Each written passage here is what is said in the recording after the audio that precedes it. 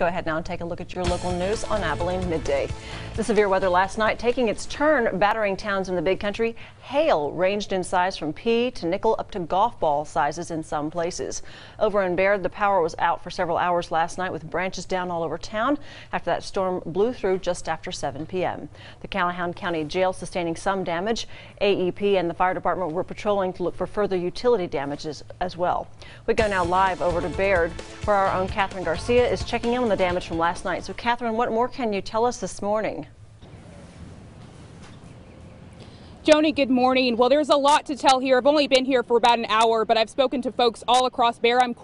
I'm currently on the corner of Arch Street and West 3rd. And as you can see behind me, this huge, beautiful juniper tree, it's about 60 or 70 years old, has fallen down. And thankfully, it's fallen away from this beautiful Victorian style home. I spoke to the homeowner who says he's seen this tree since he has a picture of it since it was 3 years old. It's devastating to see these and this is kind of typical. I want to point out, Joni, to see all of these trees down around Baird. I haven't seen many homes or vehicles damaged, but this is kind of the reality here in Baird. Is all of these trees are torn down. I actually spoke with the county commissioner of Callahan County.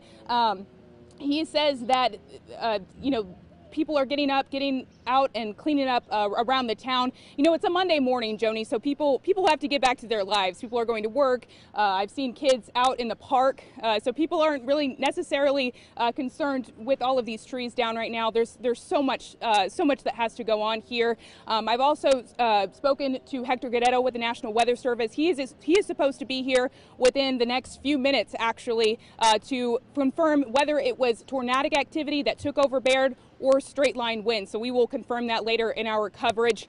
And I also want to point out, as I spoke to the county commissioner, he said that there's a wood chipper just at the courthouse in front of the courthouse where brush can be taken. If you want to take any kind of brush down there, there is a chipper that will dispose of all of that brush onto another acre of land. Joni, this is this is the first time this has happened in decades. I've spoken to plenty of residents who've lived here for 20 or 30 years, and they say they've never seen anything like this. And it is devastating to see these beautiful 60, 70-year-old trees. But thankfully, Joni, no injuries have been reported. That's according to Callahan County officials. So we'll have more coverage this evening, and I'm going to stay in town and get some more word from folks. Reporting live in Baird, Catherine Garcia, KRBC, Abilene's local news. Back to you, Joni. Thank you, Catherine. Like she said, thankfully there were no injuries reported. We're going to get more coverage for you today at 5, 6, and 10 tonight as the National Weather Service surveys that damage from whether straight line winds or tornadic activity. We'll find out more later.